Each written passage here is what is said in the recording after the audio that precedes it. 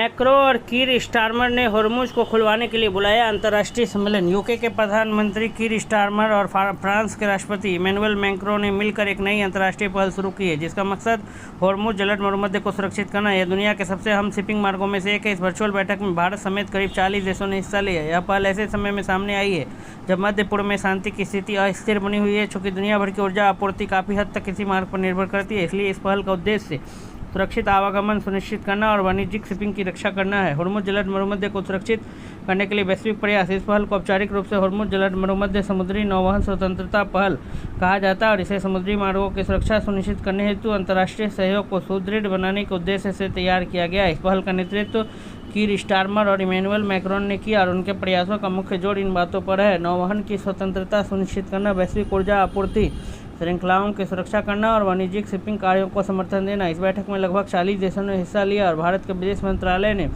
बैठक में अपनी भागीदारी की पुष्टि की है। इसके अलावा संयुक्त राज्य अमेरिका ने इस बैठक में भाग नहीं लिया।